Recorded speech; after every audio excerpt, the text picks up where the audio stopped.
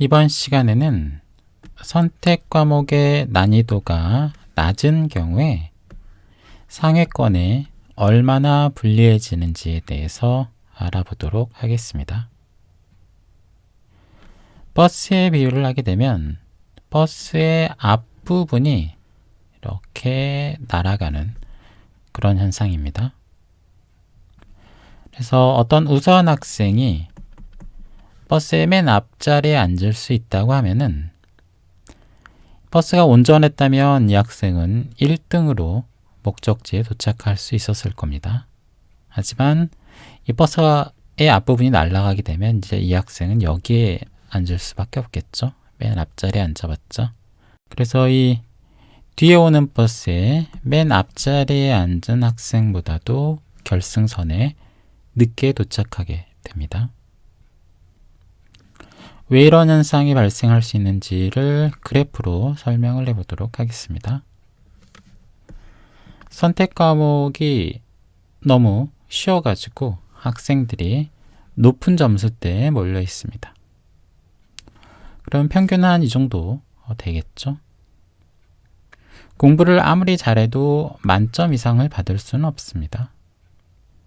그러면은 이 만점을 받은 학생의 Z값은 이 평균을 받은 학생의 Z값 빵하고 이 정도 차이가 벌어지겠죠. 역시 생각을 좀 간단하게 하기 위해서 공통 과목의 표준 편차하고 선택 과목의 표준 편차가 같다고 가정을 하게 되면 이 만점을 받은 학생이 받을 수 있는 선택 과목 조정 원점수는 이 공통 과목 Z값이 빵이 되는 지점에서 이만큼 떨어진 공통 과목 점수가 되는 거죠. 이 점수가 될 겁니다. 역으로 얘기를 하면 공부를 아무리 잘해도 이 이상의 점수를 받을 수가 없다는 거죠. 이 버스의 앞부분이 날아간 현상하고 똑같은 거죠. 구체적인 데이터로 확인을 해보도록 하겠습니다.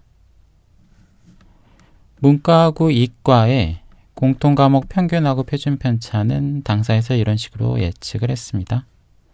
미적하고 기하도 따로 예측을 했지만 여기에서 별 필요가 없으니까 그냥 이과 평균 값을 그대로 썼습니다. 그리고 선택 과목 평균하고 표준 편차도 이렇게 예상을 했는데 미적분학의 경우에는 좀 더 평균 값을 높여놨습니다. 미적분학의 난이도가 굉장히 낮은 경우를 상정을 한 거죠. 이때 미적분학을 만점을 받은 학생을 생각해 봅시다. 만점을 받았습니다. 이 학생의 Z값은 0.18밖에 안 되는 거죠. 워낙 선택 과목 평균이 높으니까. 따라서 그만큼 떨어진 공통 과목 점수를 찾으면 이거밖에 안 됩니다. 그래서 선택 과목 조정 원점수가 50점이 안 되는 거죠. 만점을 받았는데도. 원래 미적분학 버스는 이제 확률과 통계보다 훨씬 앞에 있습니다. 그런데 이 확률과 통계에서 이 만점을 받은 학생의 선택 과목 조정 원점수보다 훨씬 낮은 거죠. 기하에서 평균 점수 받은 학생의 선택 과목 조정 원점수하고 별 차이가 나지 않습니다. 굉장히 상위권에 불리해진 거죠.